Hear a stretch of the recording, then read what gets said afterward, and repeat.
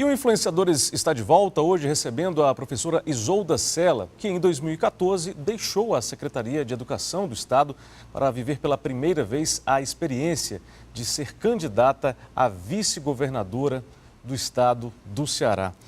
A senhora lembra do dia que recebeu esse convite para ser candidata a vice-governadora? Lembro. Lembro sim, Como foi sua daqueles reação? momentos. Bom, eu comecei a ter assim, alguns sinais dessa possibilidade com assim, o pedido e a necessidade de filiação partidária, Sim. porque até então eu não tinha nenhuma filiação partidária. E aquilo já me incomodou um pouco, mas assim, eu comecei a considerar realmente a possibilidade de um convite assim, para integrar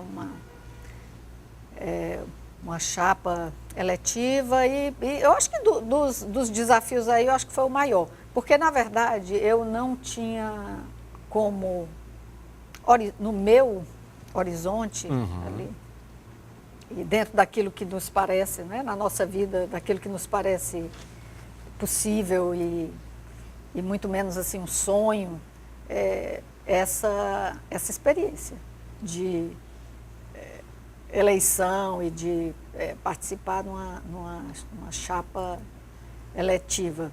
O que foi mais então, difícil foi realmente naquela campanha? É uma experiência nova. É uma experiência nova. Eu tenho uma aproximação, claro, com o mundo da política. O meu marido é político, tem uma trajetória assim, muito dedicada a isso, desde o movimento estudantil, que ele foi participante ativo do movimento estudantil, naquele momento ali, nos anos 80, comecinho dos anos 80, né, final.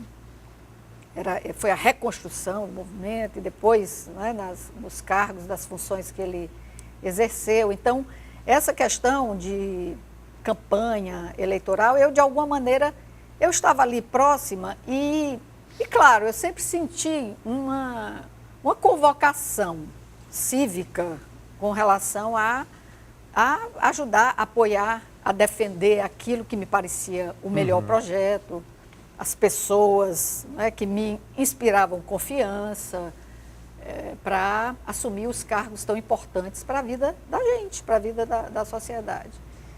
E eu também, a proximidade com a administração pública me mostra também que não tem passe de mágica, as coisas não são fáceis, as necessidades, as deficiências, as insuficiências ainda são grandes para dar conta das grandes demandas da sociedade, das questões muito relacionadas à injustiça social, às desigualdades, bom, todo vamos dizer assim, esse portfólio que nós conhecemos tão bem. Sem dúvida. Sob diversas perspectivas. Então, eu sempre tive essa convocação de saber que a eleição é uma coisa muito importante, saber que a escolha ela é definitiva para aqueles 4 anos e com repercussões mais para frente, porque quando as coisas são boas, quando não são, a gente sabe que tem um passivo. Sim. Tudo isso fazia parte da agora eu pessoalmente, né, estar aí, porque eu acho que tem coisas também relacionadas à personalidade, né, Sim, claro. Aos traços até que a gente herda da família e Claro, coisas claro. assim que não são muito. Eu não sou. Eu acho que se você pega assim o tipo extrovertido e o tipo introvertido, em termos de vamos dizer assim, perfis de personalidade, né? Eu tendo mais para introversão, então isso traz alguns desafios para o mundo da política, especialmente para essas dinâmicas, por exemplo, de campanha e tal. Então, são esses desafios, né, de diversas ordens. E, claro, também o senso de responsabilidade, né? A gente não é nada fácil, assim, sentir determinados pesos de... Além do peso, né, o fato é que no dia 26 de outubro de 2014, portanto, há pouco mais aí de 4 anos, a senhora foi eleita a primeira mulher a assumir a vice-governadoria do estado do Ceará. Pois é, ainda tem isso. Ainda tem isso. Ainda tem história, essa, né? professora. Ser a primeira mulher ainda agrega essa responsabilidade. E aí a senhora passaria a lidar, a partir daquele momento, não apenas mais só com a educação, mas com todo um conjunto de pastas, né, que integram e que fazem parte de um governo estadual. Como é que foi passar a lidar com outros tipos de questões, professora? Olha, a primeira, eu acho que é uma coisa muito importante para que eu aceitasse, né, e me envolvesse, me comprometesse com essa tarefa, bom, é uma confiança no governador Camilo e nos propósitos dele, na seriedade dele, em toda essa coisa que eu acho, né, básica para que nós possamos, claro, né, ter aquela condição de estar e assumir compromissos dessa natureza. Então, eu sempre tenho me colocado num lugar de auxiliar dentro daquilo que me é possível e daquilo que também que me é delegado pelo governador Camilo. Então, todas essa relação, né, que eventualmente se tem com as pastas e em alguns momentos é possível do lugar, né, de vice-governadora, de estar próximo ali ao gabinete do governador e poder fazer, né, determinadas articulações ou facilitar articulações, assim, eu acho que isso faz parte do dia a dia. E eu tenho tido, né, nesses anos, também por delegação do governador, um acompanhamento mais direto na pauta relativa ao Pacto por um Ceará Pacífico. Na verdade, é o comitê que foi instituído. Sim. O governo estruturou o seu planejamento em 7 eixos, os chamados 7 Cearás. Isso para deixar claro para as secretarias, né, quais são os seus principais focos e com quais indicadores e quais os resultados que elas mais diretamente devem perseguir. Então, e também promover aquele espírito e aquela dinâmica de intersetorialidade que é tão importante e que é tão desafiadora também para se tornar realidade, né, no âmbito da administração pública. Então, no caso um dos 7 eixos, né, que tem o Ceará saudável, Sim. O Ceará do conhecimento, o Ceará transparente, todas aquela agenda, né, de cada um desses eixos, tem o Ceará Pacífico, que envolve diretamente algumas secretarias, mas que, como os outros também, mas muito especialmente pela natureza dos desafios que estão ali, deve garantir articulação e pactuação entre os poderes, entre as instituições do sistema de segurança e justiça, sim. E também a participação dos outros setores das políticas públicas, das universidades e, idealmente, da sociedade, da chamada sociedade civil, né, com todas as suas nuances e movimentos e setor produtivo e tal. Então, esse é o ideal, né, de conseguir agregar forças para vencer desafios que são muito complexos e que são multifacetados. Então, o governador Camilo me delegou a responsabilidade de acompanhar as agendas do comitê, que é presidido por ele, com a participação direta do presidente do Tribunal de Justiça, do presidente da Assembleia Legislativa, como eu falei, a participação do Procurador-Geral de Justiça, dos órgãos, né, federais também, que atuam aqui no local. E as agendas, os compromissos pactuados ali, eles são acompanhados e em uma boa parte deles, né, a vice-governadoria trabalha como esse setor de articulação e de mobilização dessas forças. Um exemplo disso assim, 2 exemplos. Um é o Tempo de Justiça, que é um projeto que se desenvolve com a participação de boa parte desses parceiros, com o objetivo de garantir que aqui no Ceará nós tenhamos um foco em mais eficiência no julgamento dos crimes de homicídio, para dar respostas mais efetivas e para, pouco a pouco, isso não é passe de mágica, isso é algo de médio e mesmo longo prazo, o Estado ter o poder de, com sua resposta rápida e assertiva, dissuadir esse crime tão grave, contra a vida. É isso que eu queria perguntar para a senhora, porque o Ceará notoriamente tem avançado em diversas áreas, mas a segurança, apesar dos investimentos, ainda é um grande problema, professor. O que ainda falta para o Estado dar? A senhora falava em resposta, né? O que falta para o Estado ainda dar essa resposta para a sociedade?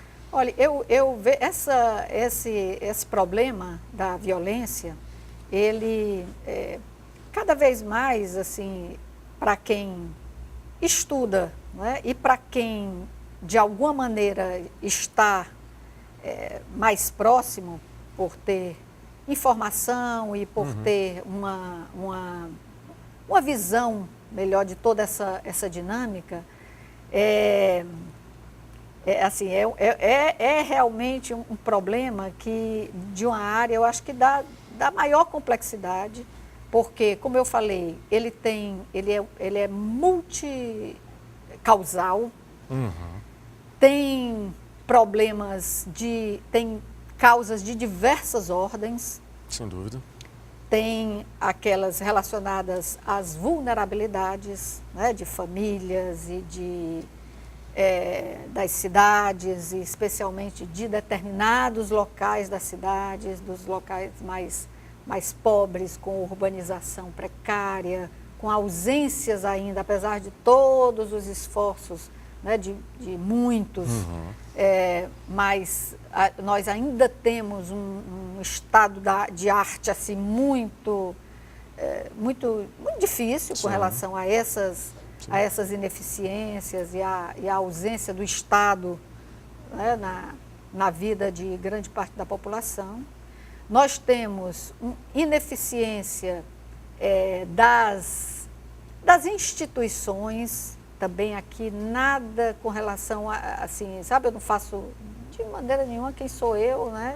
Primeiro a gente olha logo para nós mesmos, para as nossas próprias responsabilidades, mas assim, do ponto de vista nacional, estou falando assim, sabe, quando eu falo disso, nós, Ceará, Nordeste, mas assim, a abrangência dessa ineficiência das instituições estatais é nacional, o que torna o problema mais complexo ainda, claro. Haja visto, por exemplo, eu estava citando essa questão relacionada aos julgamentos de homicídio, a média brasileira de elucidação desse crime parece que em torno de 8% a 9%.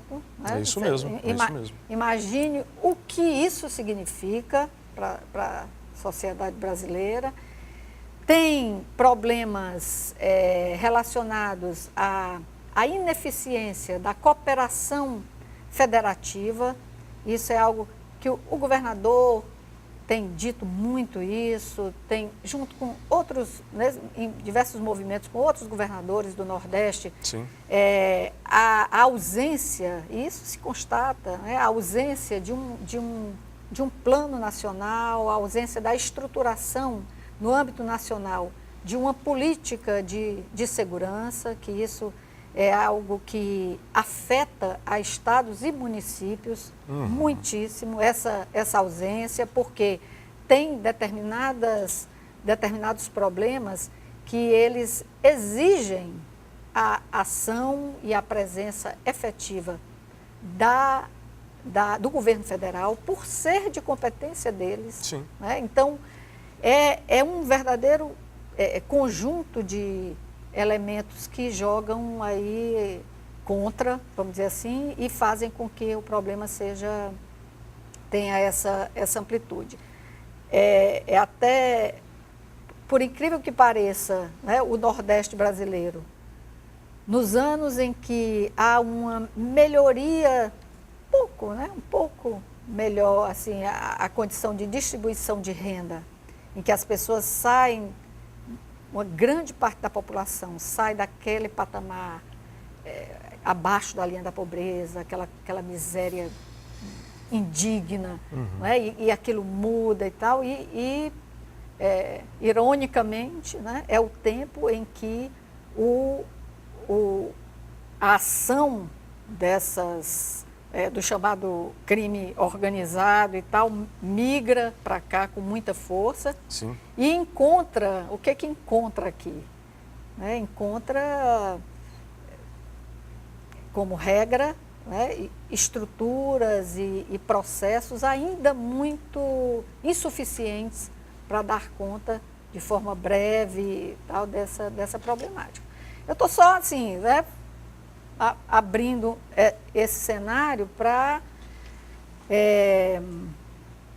constatar e reiterar, né, que não é nada fácil, não é mesmo, mas o governo do Estado tem procurado estruturar algumas frentes que, se elas não são passíveis ali de um resultado de curto prazo, né, um excelente resultado de curto prazo, de freio dos atos de violência que acontecem, eu tenho a certeza de que seguir nessas frentes e fortalecer isso vai abrir uma perspectiva de sucesso para nós. Eu falo sobre articulação e integração entre as partes, porque, como regra, é muito desarticulado e é muito impressionante como se perde, né, energia de trabalho, sim, sim. De tudo e principalmente não se alcança resultado. Então, articulação permanente para o enfrentamento dos problemas. Essa frente relacionada à estruturação de um serviço de inteligência, que isso vem sendo travado e tem, inclusive, eu acho que, se eu não me engano, pela primeira vez, nós vemos assim a Secretaria de Segurança Pública numa estreita, ou começando, né, a construir ali uma relação estreita com a Universidade Federal, os seus cientistas, né, experts, pessoas assim de alto nível que estão aí na Universidade Federal e podendo apoiar com muitas questões que envolvem tecnologia, ciência de dados e coisas assim.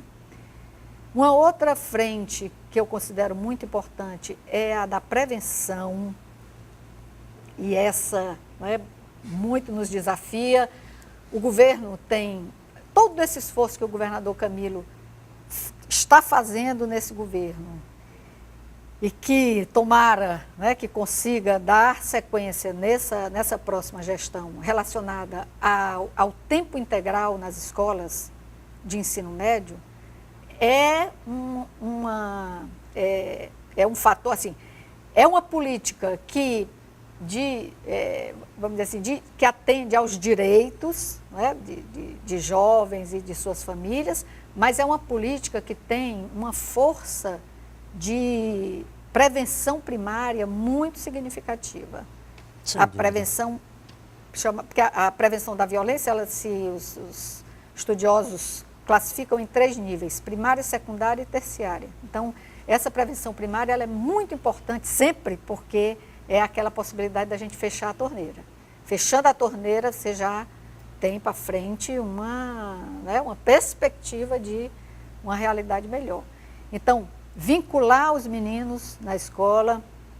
O governo, esse ano, no início do ano, começou um movimento através de um programa chamado Nenhum Aluno Fora da Escola, que e será, né, cada vez mais forte, aí um chamamento para a nossa própria rede estadual e para os municípios cearenses, que já, né, fazem coisas muito importantes, mas fazer um chamamento para não deixar nenhum aluno abandonar.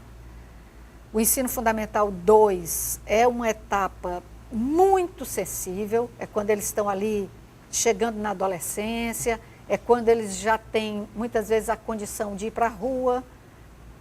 Uma parte das famílias já não tem aquele domínio, né, tão, que é desejável e que, às vezes, não é possível para a família. Então, fica ali o jovenzinho, o adolescente, à mercê de uma influência que muitas vezes não é positiva no meio da rua.